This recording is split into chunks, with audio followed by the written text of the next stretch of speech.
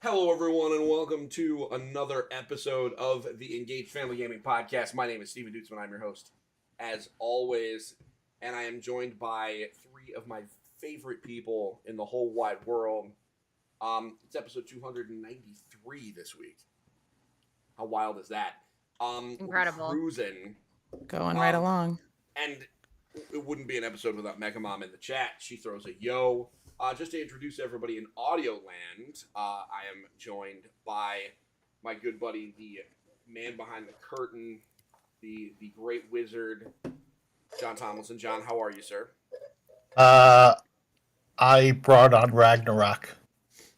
Oh, well, you did? All right, well, it happens, I finished Small it thing. the other day. It do be like that sometimes. Yeah. And so, I mean, I'm still here, so it couldn't have been that bad. On his side of the screen is probably my very best friend in the whole wide world, Amanda Farrow, the Princess of Power. How are you? Oh, it's podcast week, baby. I'm podcast amazing. And last week was a great Thanksgiving week for you. I saw pictures of you and a bestie from the great frozen north. You thawed him out and brought him down to New Jersey and did like New York stuff. I did. We did touristy things, and it was really great. Last night, I even dragged him to Times Square. I mean, I know you love doing the touristy things.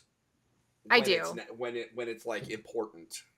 Yeah, And- I mean, like I don't do them on my own, Yeah, exactly. so I gotta take friends and family to do it. Exactly. Because you're a local. You need an excuse to do touristy things. So Exactly. I'm glad that you were able to thaw your friend out and Me too.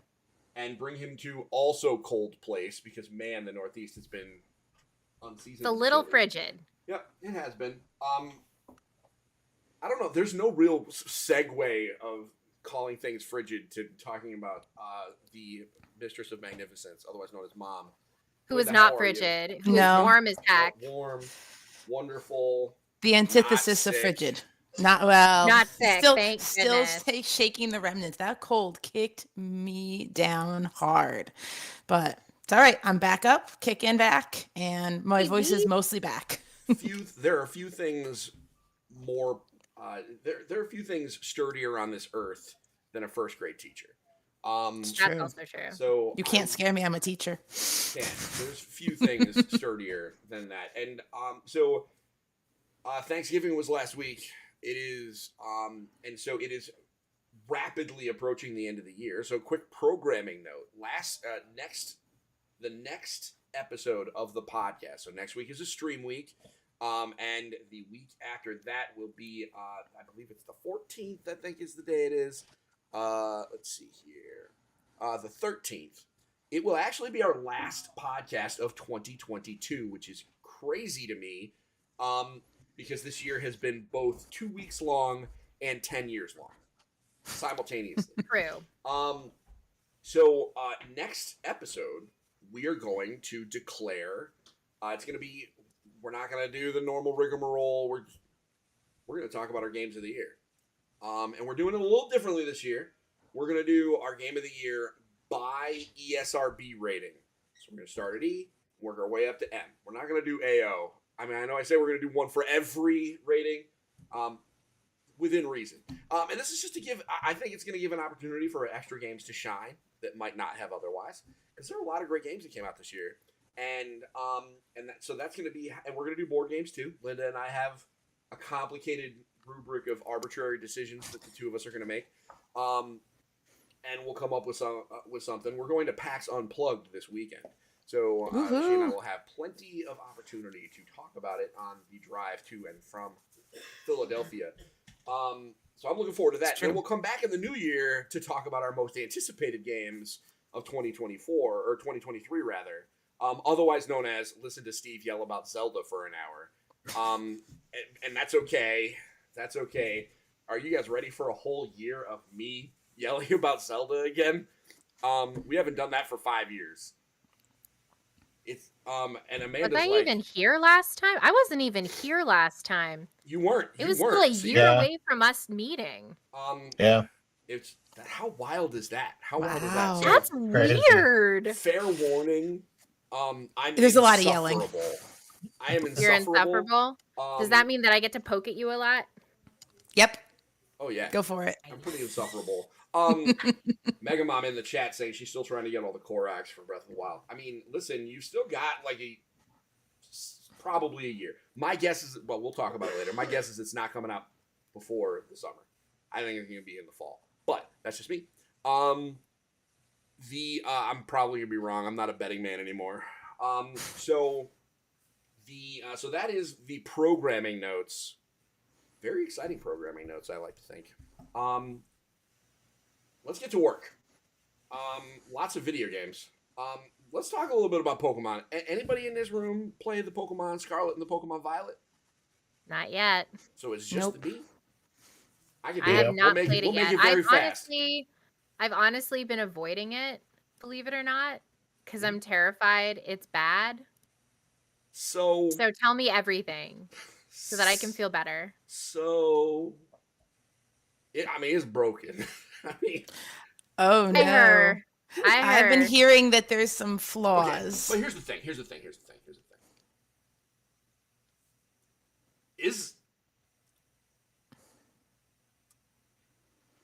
It's not great.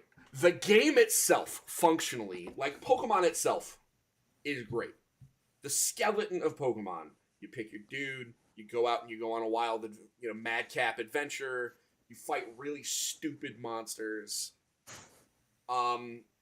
Whatever. You capture them. You make a stupid team. You fight the elite. Like all that. That stuff is all there, and that stuff is all great. The oldest rolled credits on it in 3 days. He loved that core adventure.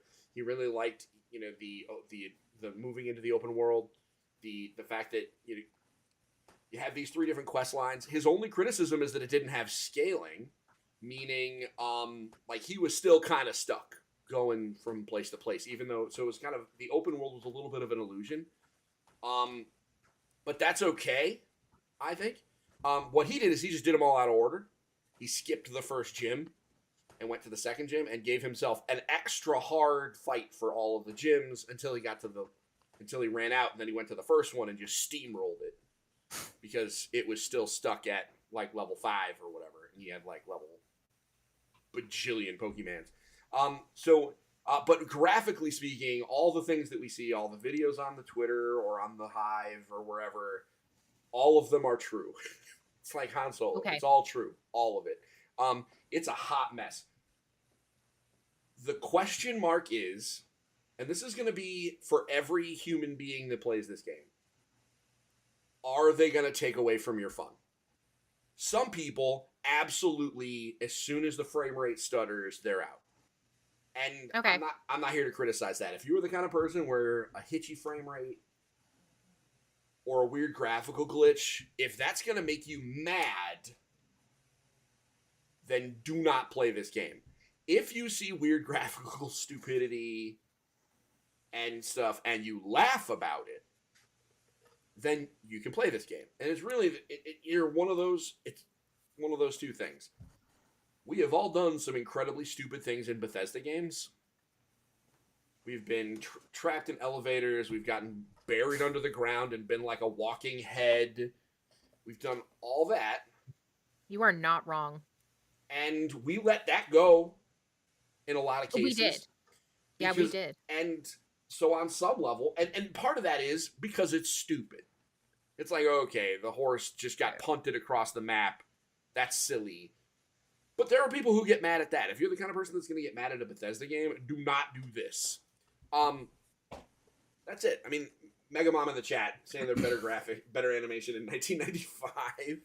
I mean, yeah, I get what you're saying, Steve, and I half agree. I still think that it's 2022, and these are. I hear the argument you're making. I want you to make it, and then I'm gonna have a rebuttal. And it's time for the next Switch. We need the Switch Pro and something that could handle this, because as all these Pokemon fans, they want the new thing, but they're limited to the Switch. Well, I mean, it is true the Switch is a potato. There's really no way around it. Yeah. The Switch is a potato. We make jokes about games playing on toasters. At this point, the Switch is a toaster. And it does. I mean, and we're going to be making some very significant recommendations about like whether or not it's worth buying a Switch next year, right? Like, do you buy it? Do we wait? Do we tell people, you know what? Only replace if it's broken. Don't, whatever. Yeah. Because you're right. We do need another Switch. It's time for them to improve the hardware. I think that's probably going to happen. But it's one of two things. It's improve the hardware or allow someone else to hold Pokemon. Like someone else to have that on their platform, because otherwise it's just not going to handle it. I mean, that ain't going to happen. But, I know. I digress. There's also an issue of there's like 5 people working on Pokemon. It's not actually 5, but for a AAA game, like for a game that is supposed to be like one of the pillars of gaming, there are not enough people working on that. I would like to think that they could afford a few more developers, and a few more developers that make 3D games. Yeah, because like they've gotten away with not doing that, and they've got these great developers, these awesome designers who are used to making essentially a board game, and now they're expected to make an open world RPG. Like, listen, you don't do that just by accident. So hire some people. So with that said, the real question is whether or not the Pokemon Company, Nintendo, that conglomerate that owns this shenanigans, is going to listen to the dollars, because Pokemon Scarlet and Violet made a ton of money, sold a whole bunch of copies, or are they going to pay attention to the consumer sentiment, which I know there are AI tools that allow you to verify consumer sentiment on places like Twitter, social media, etc. And so the consumer sentiment that I can read is that there are some very staunch defenders, but even the staunch defenders of that game are like, oof, it's a little busted. And when Reb Valentine gives you a 6 at IGN, something is bad. Because I don't think, I mean, she would not have done that. Considering I've listened to her talk about it. She wouldn't have done it if it wasn't. I mean, it was painful to put that number on in that box or wherever the hell they do it in their CMS. So with that said, there are 2 worlds. If that stuff makes you laugh, I'm gonna give it a thumbs up. I thought it was great. I mean, I'm enjoying myself so far. I haven't put a ton of time in it because I never put a ton of time into the Pokemon games. But from what it's funny. It's neat. I like the open world aspect of it. I like the Pokemon being around when you're fighting battles and stuff. But like, kind of a whatever. But if that stuff makes you mad, run. Don't do it. Don't do it. Don't do it. The other problem on top of this is that it's going to be a $60 game for a while. Forever. Because it's going to be Switch. Yeah, even used, like, you're lucky if it drops down to $40. Or if you get it on a Black Friday or Christmas sale for like $40 each game, and there's 2 of them that you have to buy to complete your Pokédex. Well, I mean, because of like Wonder Trading and stuff, you really don't need to do that. You can finish your collection without both games. It's just that's the only way you can do it independently. Yeah. But still, as someone who went out and bought 2 copies of that game on launch day because it was for work, okay? And I had 3 kids that all wanted to play it, right? And me. Yep. So that's fair. I mean, we have it, I think, but I just haven't played it. Yeah, I mean, it's not a priority. So that's where we're at. Obviously, we'll talk about it more. We'll talk about it more. But now I want to talk about an actual priority, and then we'll just take another moment. Because I know Amanda played a cool narrative game. Because that's what she does. She just knows of the cool narrative. It's the only game I can talk about that's not redacted. I know. Well, I mean, there's that. I know. I love when you say that you played something redacted, because what that means is like 3 or 4 months later, you can actually tell me not redacted. I can actually talk about it. Whoa, how cool is that? I want to talk. I would just like somebody set a timer. I need 2 minutes. You actually want a timer? Do it. I'm not gonna do it. The teacher's got you. The teacher, got me. I want to talk about World of Warcraft Dragonflight. and I'm just taking 2 minutes. World of Warcraft Dragonflight is like coming home. Period. I started playing World of Warcraft again during the pandemic, and I played through the tail end of Battle for Azeroth, which was it had its issues. I played through Shadowlands, which almost destroyed my guild. Like, was just release cadence, hot mess, all sorts of stuff. We literally sent players to hell. Within that cosmology. World of Warcraft Dragonflight is like coming home. It's a sword and sorcery fantasy game with fantasy characters with freaking dragons in it. And the actual act of flying dragons rules. And I believe that the philosophy of like the change, the way they're making that game, they showed what they wanted to do towards the end of last expansion, and it is proven now. So, if you were somebody that's a lapsed player, I think this is a reasonable time to come on back. Because, like I said, World of Warcraft Dragonflight is like coming home in all of the best ways. Boom. That's it. You had 50 seconds left. Well done. Wow. Did Was that it? in 1 minute. I mean, listen, you can make a dragon person now, and that's pretty rad. That's super cool. And the only problem with the dragon people is they're kind of spindly. Like, there are a lot of people that like really want like the Rock in dragon form, and you can't make that. They're very like very spindly. You know, it really looks like they're kind of walking on air when they run. They kind of like prance on their toes. With that said, they like breathe fire and do cool dragon stuff. And they put a lot of cool accessibility stuff in there. Like, you can play with a controller now. And they like very cool. Lots of accessibility options that were not in there before. So like, which is something that they needed. So anyway, I know I've now since gone over 2 minutes because Linda stopped the timer. But so that's it. World of Warcraft Dragonflight, it launched yesterday. I don't want to say how many hours of Dragonflight I have played since yesterday. We don't need to talk about that. We don't need to talk about it, but it was a fair amount. To your version of Bruno, we don't talk about Bruno. We don't talk about we do not talk about my slash played, okay? We don't do that. Oh yeah, no, we don't talk about my slash played with Civ 6 either. We don't. Oh, we don't talk God. about it. We don't You know talk what? about it. I wonder. don't One talk day I'm gonna come to your house and we're gonna do the slash played on your Civ versus my World of Warcraft, and we're gonna compare them, and then we'll like just hold each other and cry.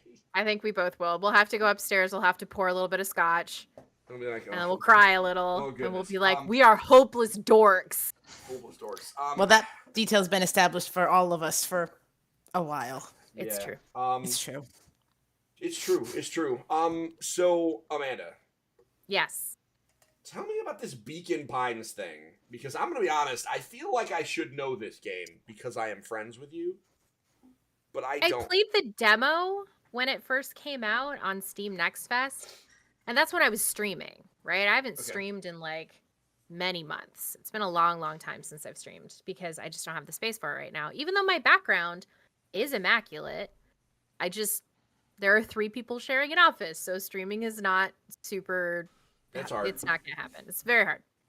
So I played Beacon Pines when when the demo came out on Next Fest. I streamed it. It is an animated, beautiful visual novel that's also an adventure game. Okay. And in this beautiful adventure game, interactive visual novel, you are solving the mystery of Beacon Pines through putting together different kinds of sentences. So there is a narrator, and the narrator is telling the story that you are crafting and you are going through in this beautiful little village, trying to figure out what's rotten in Beacon Pines. And there are a number of different endings and a number of different pathways that you can take, a number of different decisions that you can make based on words that you collect through your adventures. And the words that you collect really do affect the outcome of the story itself. So when when I went in and I started playing it, like I picked up the word, what was it? Tickly, I think, because I ran through a field of dandelions. So it was like, oh, it's tickly, right? I leaned against, a wall or something like that, and I picked up the word chill. And so those are the kinds of things that you do in the game Beacon Pines is you go and you interact with people, you interact with objects, you interact with spaces, and you get to collect these words. And the words fill in sentences in this narrator's book so that you can shape the story however you want. And in some cases, the choice will be right and the story will continue. And in other cases, everything stops and you have to go back and you have to figure out which word you missed in order to make the story go forward. That That's sounds really cool. fascinating. Yeah. Yeah. It's great. It was one of the first games I installed on my shiny new Steam Deck. So Oh, you got a Steam Deck, did you? I did get a Steam Deck. It was time. I kept looking over at the menfolk playing their Steam Decks and being like, I wish I was playing on a Steam Deck. And then I thought, I could. I'm an adult with real I dollars. have money. I can do this. So that's what I went and I did. I was just like, I'll take one Steam Deck, Mr. Steam Man, Mr. Valve Man. I'll take my Gabe gear. Your Game Gear. Oh my gosh. I remember when we called it that and we were like, this is silly. Remember when like they announced it and we were like, this is gonna be wild. Nobody's gonna have these. Remember when I said boldly that I was excited to buy my Steam Deck for $13 when Valve discontinued it? Guess who's not ever gonna be able to They're get a not Steam Deck ever for going to do $13? that. This is Because- their first successfully launched long-term peripheral. I mean, other than Huge. the VR one. Oh, I guess the Index as well. But when was the last time you heard anything about the Index? Never. But no, the Steam Deck. So for the people listening, Amanda, what the hell is a Steam Deck? Oh, imagine a Nintendo Switch, but I'm it's imagining not it. made by It's not Nintendo. hard. Okay. It's honestly, it's like having a little portable computer. Like, it's not like little, but it's like having a little gaming PC in your hands Yeah. because it plays your Steam games. And if you're smart, you can figure out how to put Xbox Game Pass on there too. So there's a lot of really cool things that you can do with a Steam Deck. For me, I'm just like, I just want to play Potionomics and Vampire Survivors and Beacon Pines Oh, God, and Disney Dreamlight Valley. Vampire. Oh man, Vampire. Oh, yeah, it's Survivors on Vampire- a Steam Deck. Oh no, that's the first time I ever played Vampire Survivors was on a Steam Deck. Oh. Oh, it ruined now me. I want a Ruined Steam me. Deck. Now I want a Steam Deck. It's my Vampire Survivors machine, but I haven't installed Vampire Survivors yet because I figure it's gonna eat my life. Oh my God. So it is. Well, thank you for that explanation, Linda. Have Amanda send you some pictures because they are I just Googled because I'm like, really Okay. cool. It's really cool. okay, They're glad really my cool. child hasn't asked for this yet. Yeah. Yet. Or your husband.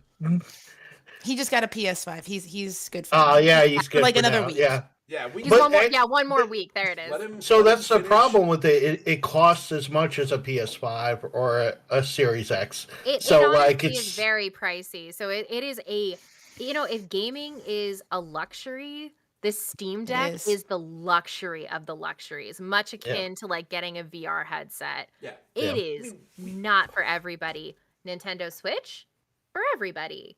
Yeah. Yeah. Steam Deck, not so much. I mean, that's Yeah. one of the Yeah. reasons why we really haven't done a ton of coverage on the Steam Deck itself. However, we do have VR stuff on the website now, so maybe in the beginning of the year, it'll be time for us to put out some kind of content regarding this recommendations for the Steam Deck because you never know. We do have an EFG Con coming in mid-January, so maybe we will deal with We that do. then. All right, I got to talk about Soccer Story. I'm very interested in this. I don't think you're gonna like what I have to say. Oh boy. So, That's a slow warm up. Hey. So, like, Golf Story happened a while back, and, like, Oh, for sure. everybody loved it because it was, like, golf, but it was, like, weird, and, like, it was just a little... It was an RPG with where the combat mechanics were golf. And that was neat.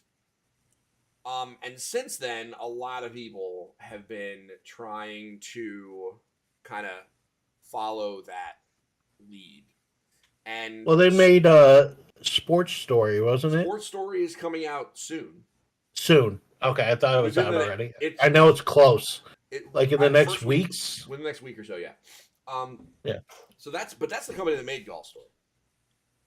This is a different company, and this is Soccer Story. So it's basically an attempt at Golf Story, but it's soccer. Like soccer. It's an attempt. The What if it was problem that Hockey I Story? have- Would Hockey this is- Story make it better? No. So here's the problem. Oh. This is the problem. Oh, Like, That's rough stuff, bud. it's very cute. You know, I played a bunch of this with the general sitting next to me, actually. And, you know, you boot it up, and it's adorable, right? Like, you're building a team. All the teams have to have an animal mascot. And, you know, there's like, you know, there's like a stupid story, but I wasn't expecting God of War Ragnarok narrative. You know what I mean? Like, My next game. they like set it up, and you're like building a Okay. team. The thing that I struggle with is, like, with Golf Story, there was a lot of like environmental puzzles because you're just playing golf everywhere, right? Yeah. They tried that here, but the problem is, like, the visual language that they use to tell you that there are puzzles happening and how to do stuff was just, it felt really busy. It was very difficult. I got really frustrated really fast, which I normally like dumb things, right? Like, and I struggled with this one because, you know, they're like, you need to wake this guy up. I'm like, what do you mean I gotta wake this guy up? And there was the landscape didn't direct me where to go. Eventually I had to just Google it, and inexplicably I just had to wander into a part of the map. And I really don't like, you know, I don't like that kind of game where I am expected to just wander around aimlessly until I find the solution and then apply that solution to the problem. That is not my ideal. I like my worlds to be a little bit more crafted, or I like them to be random, right? Like, Right. procedural generation, it's not random, but like, procedural generation is what it is. But if I'm going to be in a crafted world with environmental puzzles and stuff like that, I like it to lead me where I'm supposed to go and not expect me to just kind of do stuff. And everywhere I went, I also found an NPC who was like, hey, check out this kind of puzzle that's going to be out in the environment. If you can find more of them, I'll reward you. It's like, oh, come on. So I can't Busy work. I can't recommend it. I really can't. They sent me a code. So gratitude. I really struggle to recommend this one. With that said, it is very cute. And if you're like OMG into soccer, maybe watch a YouTube video, maybe watch a streamer play it when it comes out in a couple of weeks. Because it's out on Steam now. So this is like the console release. So maybe watch somebody stream it on Twitch or something to see if it's like more your jam. Could very well be that it is just not for me. But yeah, I struggled with it. It's kind of a bummer.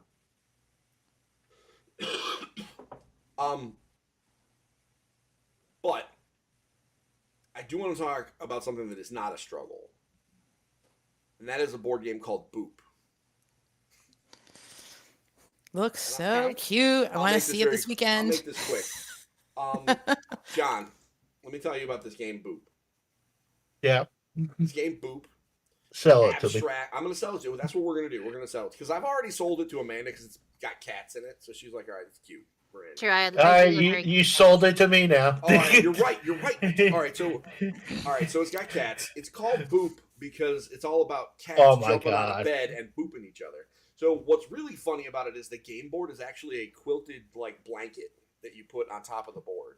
And so the idea is everybody starts with 8 kittens, and you put the kittens on the bed, and when the kittens bounce on the bed, all the kittens that are near them get booped away.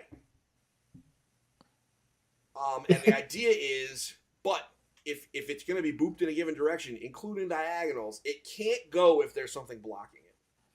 So, like, your idea is you, like, want to get, like, a row and then protect it. If you can get 3 kittens in a row, then you remove your 3 kittens, put them back in the box. You actually remove them from the game and replace them with 3 cats.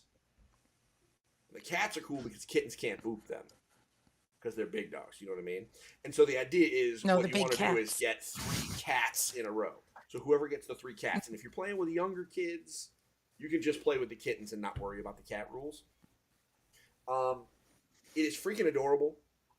This is from Scott Brady. He's the guy that designed Hues and Clues, of all things, which is a party game. Boop is freaking adorable.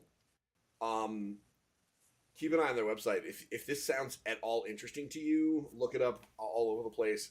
They're going to sell out fast. But It is sold out. It's sold out on the site, but it's $50 on Amazon.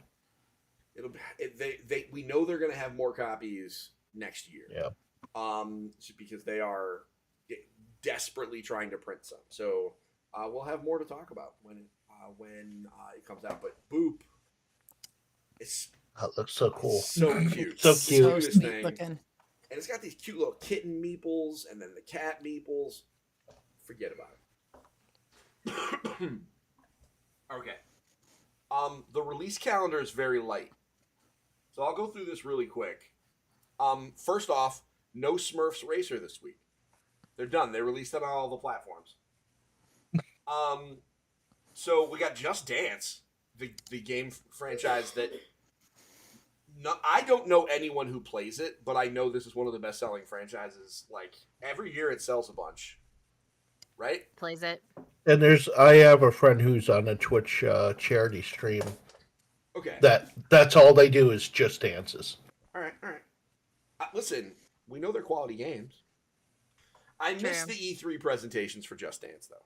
Oh, right. Yeah. Because it was always like, it was the best time. It was one of my favorite times to be on Twitter.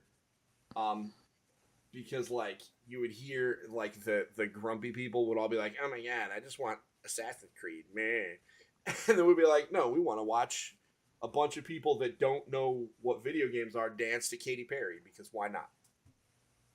I just want fun, okay? And they're wearing neon and dancing to Jason Derulo or something. So that's true. So Just Dance 2023. That's November 22nd. Soccer Story is November 29. It's coming to all the consoles. It's on PC now, I believe. Front Mission first remake. Amanda, do you remember Front Mission? I do. I actually never played it, so I am kind of psyched for this. Because it's very much my kind of game. This is if I could think of a video game that is the opposite of a Linda game, it's this one. It is Front Mission Evolved. Linda, this is a turn-based strategy mech role-playing game where the details, where it's so detailed that, like, you get to decide, like, where to put, like, heat sinks and, like, what weapons you put on each arm. And whether or not it has legs or treads. Wow. You know who loves this game more than anything in the world? My brother. I could see that. My brother. I can very much see that. Mikey too. Mikey loves this game too. So this is Linda's anti-game. She was like, it's listen, true. If video games were only this, I wouldn't even look at them. I mean that with love and respect. It's all good. I just know. It's just not for me. Then that's okay. And then speaking of mechs, Gundam Evolution. Remember that weird Gundam shooter? That was like vaguely? They announced a Gundam hero shooter. And here's the thing. A Gundam hero shooter should have more fanfare than this. Because it's You'd a think. Gundam Wing hero shooter. Which I just may as well have spoken in Portuguese to Linda. It's true. But, like, it's Gundam Wing. That is a big brand. Yes. And maybe not, like, the same mainstream success as, like, other, like, anime stuff. But, like, it's Gundam. I bet everyone knows what a Gundam looks like, even if they don't know that it's called a Gundam. Like, I mean, I would imagine so. yeah, I think the visuals of what, because when you think like a Japanese robot, you're thinking of you're thinking of a yeah. Gundam. Even though they're Yeah. not robots, it's complicated. But it's a hero shooter, and it's coming November 30th to all the major consoles. I'm gonna give it a shot. This is free to play, and I do love me some giant robots. It's Even if true, they're you not do. technically robots, don't come at me in the chat. Season of the Sea Witch coming in here. She said she confirms that Gundam is very popular. Thank you. I knew I was right, but it's good to get confirmation from one of the fact checkers. So it's a light week. Well, I mean, I obviously deleted all the Headshot Central and horror games because for some reason, the weeks between Thanksgiving and Christmas this year is like horror time. I ain't mad about that. I mean, no, it's Amanda's season. But for us, this is what we got. True. So, to the news. Amanda, Yeah. did you know you wrote a book? I did? Yeah, You for did? real. You did. You wrote a book. I read it. Oh, man. I read it. My dudes, I didn't just write one book. I'm in the midst of writing the second one. Wow. Congratulations. Thank you. So this is just going to be our weekly, or our is it bi-weekly? Every other Bi-weekly. plug. Amanda wrote a book. Matter wrote a book. With another friend of the show, who eventually I'll get back on here. She's a busy lady, but we'll get her back on here. We'll get her in She's here. very busy. She's very busy even for me. I know, she's super busy. Remember, co-author. I know. Well, I mean, yeah, she's super busy. She's I mean, super busy. I'll forgive her.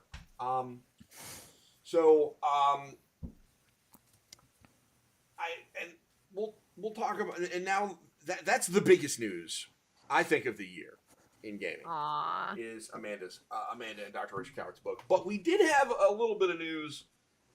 We got a trailer for that new Jack Black movie that came out earlier on today from Illumination and Nintendo, and that is the Super Mario Brothers movie. So, I like that we're referring to it as the Jack Black movie. That actually makes me want to see it. Well, I'm doing that because I don't want to aggro you. Thanks, buddy. I am being what I call that is that we call that in the PR biz like tactical spin, right? I'm not And crazy. in MMOs, we call that tanking. Yeah. Oh yeah. Well, yeah. So what I'm going to do is I'm going to put the link in the chat for those folks that may have missed it. So I was playing World of Warcraft all day, so I didn't realize the trailer dropped. Thank you to Mr. Tomlinson for pointing it out to me. John, you watched the trailer. John, was it good? I Is it aggressively medium? It's really good, but there's one key thing that keeps on doing it. It's the music.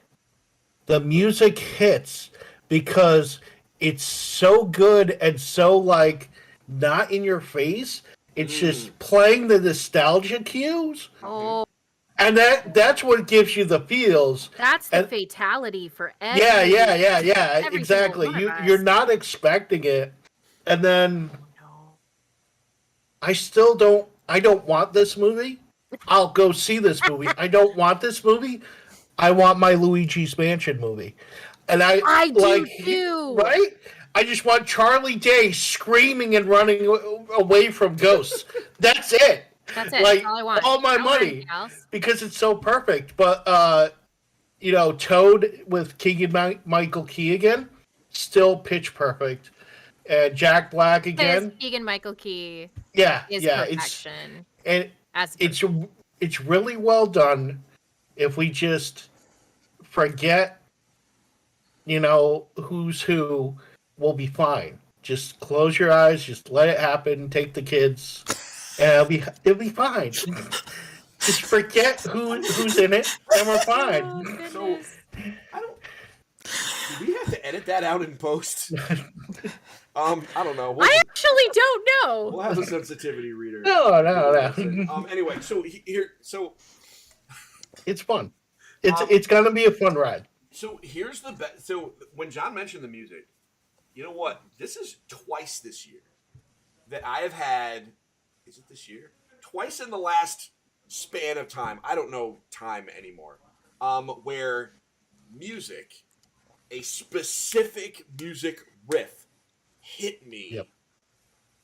But it wasn't the same music. It was just different. So the first one, the X-Men theme, I have heard twice this year.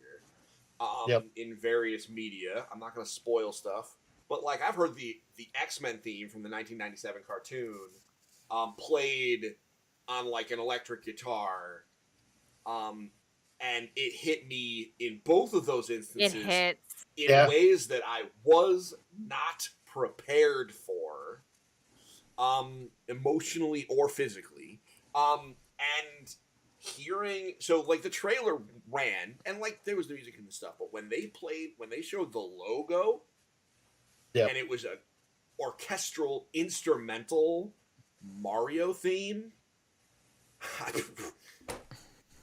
throw my hands up. I'm in. Listen, like I said, whoever is doing the score nailed it. Just nailed it, like flat out. Oh my god. I have been. So this is. I mean, there are a lot of. It is impossible to separate the fact that, we have a voice actor that there are some folks that have some serious issues with. You can't avoid that. That's why we're calling it the Jack Black movie. Because honestly, I'd watch Jack. Who's Black a treasure? I would watch Jack Black in a Witcher movie. I'm not he talking needs a parody to be... Witcher movie. I'm talking no. Straight up, just a Witcher movie with Jack Black as a Witcher. No. As Jasper. He could already play the guitar. He could already play the guitar. Come on. Of course he could play. Okay, but if he's Jasper, then he needs to just be Jack. He just needs to play himself. Just literally Jack Black. But what I mean is literally... The Rock could be The Witcher. The Rock is The Witcher, the two of them. Oh, wait, okay, that would be great. You know what? The Rock is a Witcher, Jack Black is his bard, but them playing themselves in that universe. Yes. I'll watch it. It's just Jumanji all over again. So anyway, I'd allow it. So this is. I have been waiting. I mean, listen. I've had a lot of people come at me about my excitement for this movie because of a problematic actor, and for me, this is my. I have been waiting for this movie since I was 5, and I'm not going to let one dude ruin it for me. Thankfully, Jack Black is here, and thankfully Seth Rogen is here. Seth Rogen being Donkey Kong, hilarious. And if this movie is successful, that means we get a Donkey Kong movie with Seth Rogen as the lead. And I feel like that's the movie we deserve. And I'm just gonna be real. Or the story of why Bowser went bad.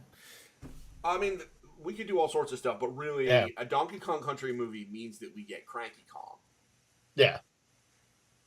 And I do love. Who do you want as Cranky Kong, though? Who would you cast? Who's the dude that did Bernie Sanders on SNL? What's that guy's name? Oh, Larry David. Yeah, let's get Larry David. Let's get Larry David to play. Anyway, so this movie is coming out in April, I think, right? Yeah. Yeah, it's I'm coming going out to in digest Larry David as Cranky Kong. I'm going to need a second. Yeah. So it's good casting. Tell me it's not perfect. Tell me it's not perfect. If it wasn't Larry David, I would have asked for Fred Armisen, but he's actually in the Super Mario Brothers movie as the stupid turtle wizard guy. Listen. Yeah. This movie is going to be absolutely stupid from beginning to end for 2.5 hours, and I want nothing more than this stupid movie. We will obviously talk about it more. There'll be more trailers, etc. We're just going to call it a Jack Black movie because Jack Black I love that for me. Is a national treasure. Linda, do you have any interest in seeing this movie outside of the fact absolutely. that you have 2 boys that just want to watch fart jokes and your husband? I mean, that's not inaccurate either, but no, actually I do want to see it because I've been slowly getting more and more acquainted with the Mario property and the different characters. Not that I know every one of them, but at least I've probably seen most of them, at least through I something. think the key to this is they're going to make it for you. They're not making it for me. There's no reason to make it for me.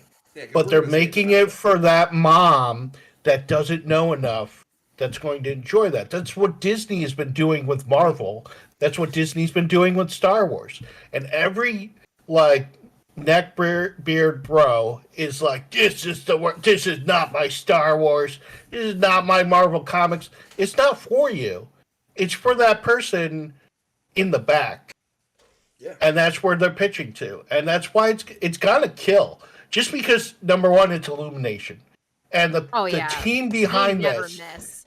the team behind this, even when they miss, it's millions of Even dollars. when they miss, they don't miss. Yeah. Like Despicable Me 2 and Minions and the Minions 2, like all that stuff. Life of Gru should have absolutely bombed. But they made it with that sense. But it was so good. It was So good. Yeah.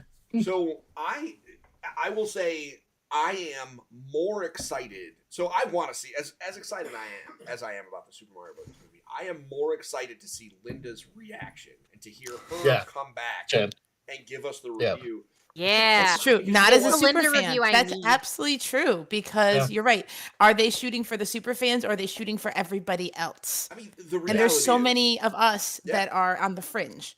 Yeah, we know about it. We know a little bit, but we're not the target audience usually. Right. And they didn't need to market to me and John. Us jerks were going to be there no matter what. We were going to be there no matter what because even if it was bad, we were going to hate watch it. But the reality is, now that I'm 2 trailers into this. Yeah. You know what? Number one, the voice of Mario is not as bad as it could have been. Yep. Is it great? He said the line too. That's the other thing. He said the line. Okay. They hit it from the preview trailer. That was a preview trailer. Yeah. That was not the actual trailer. This was a trailer. That's why let's go. That's how it starts. And you just take off from there. Down the Rainbow Road, you watch him get beat up by Donkey Kong. Everything. Man, that's awesome. And then the map.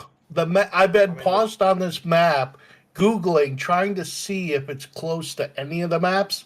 It's kind of there with New Super Mario Brothers U. Okay. That's the closest I could find. But they have a world map. Yeah, they have a world one map. Of the scenes, and so it just really is. I needed dorky as heck. Yeah, I love this it. Is absolutely dorky as heck. I needed the voice. I needed the voice of Mario to be inoffensive, which it is. Yep.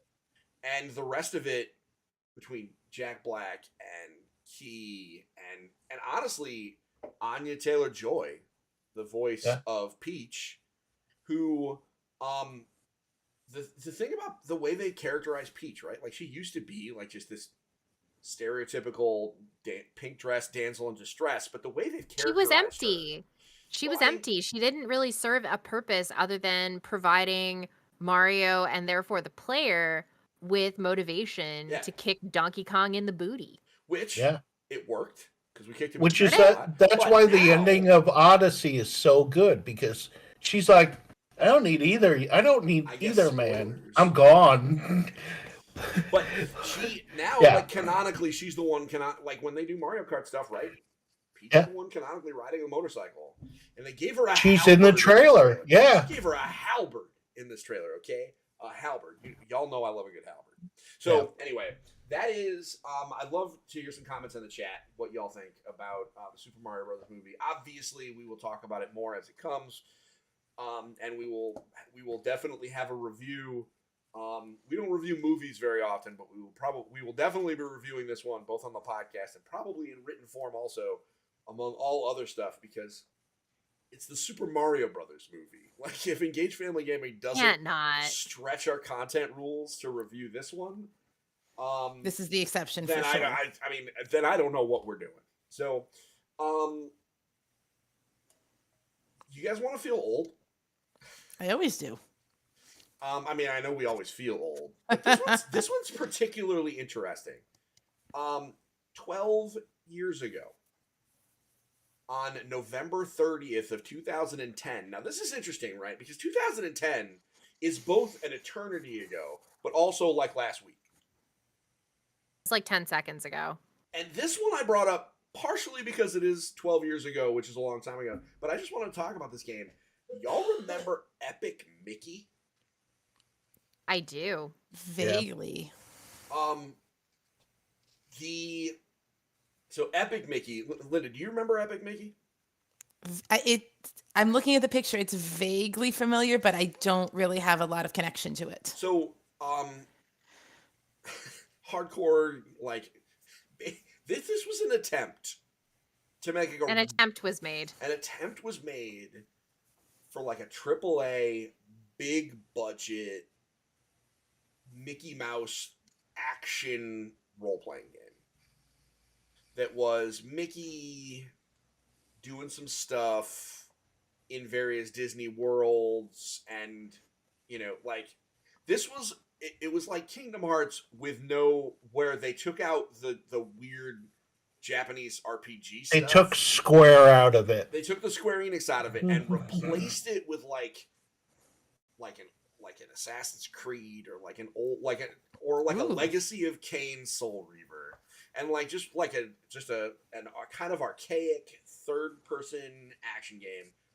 I know I just called Legacy of Kain Soul Reaver archaic. Don't come at me, Amanda.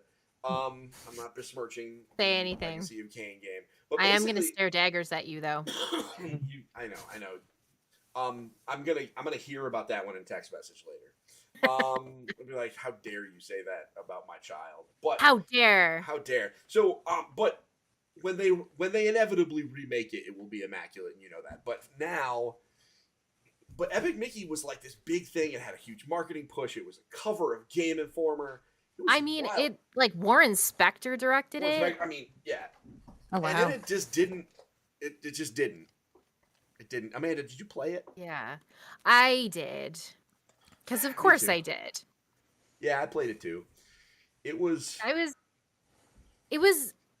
mediocre. It was so It was so aggressively medium. Yeah. When what I really wanted and what I really needed was like Kingdom Hearts, but without Square. Yeah, I really just like wish just that put all the Disney, like pour Disney into it. I'll have you know that Kingdom Hearts 3 was in development at this time between 2005 and 2018, 19. Oh, that whole thing was that whole thing. That whole thing. Don't worry, guys. We'll give you Kingdom Hearts Dream Drop Distance. Or 6 different card games. I actually really like Dream Drop Distance. It's great. Listen, the more you hate on Dream Drop Distance, the internet will come after you, and you know. No. I actually the reason why I brought it up is because I actually really like Dream Drop Distance like a lot. Okay, I'm just saying if you say like if we evoke that name in a negative light one more time, Alexa Ray Korea will come through and kick all of our asses. So we gotta be. That's okay. She'll text me. She'll be like, "I hear you talking smack." We'll be like, you watched that? We'll be like, you watched that show? And she'll be like, no, I just heard it. I just heard it through I heard the reverberations through the force. So anyway, that is 12 years ago. Epic Mickey. Man, the game that could have been. I mean, we could be 15 games deep into that at this point if it was good. Could be. But alas, it was not. Guys, we did it. We did. We did it. We made it through one more episode of the Engaged Family Gaming Podcast. So everybody watching, thank you. So we certainly appreciate you being here with us. Hope you enjoyed listening as much as we enjoyed recording. Oh, we did get a comment from Mega Mom about the Mario movie. She said she's always happy when Mario doesn't have an awful quote-unquote Italian accent, but she is biased. A lot of us are. I'm biased towards good voice acting. I'm excited. She's excited to see it. Looks like Toad and Bowser are done well. They are, in fact. So thank you for that comment. As I said, next week I'll be back with a stream. Who knows? Maybe I'll be doing some Dragonflight, maybe. Ooh. show you what them Dagrons look like. Maybe, who knows? We'll see. I love Dagrons. Who doesn't love Dagrons? So, and then the week after that will be a very special episode of the Engaged Family Gaming Podcast, our final of the year before we take our 2-week hiatus at the end of the year, so we can enjoy the holidays. We're going to talk about our games of the year. So, everybody, hope you have a great night. We will see you next week, and until next time, don't forget to get your family game on. Bye, guys. Bye. Bye, everybody.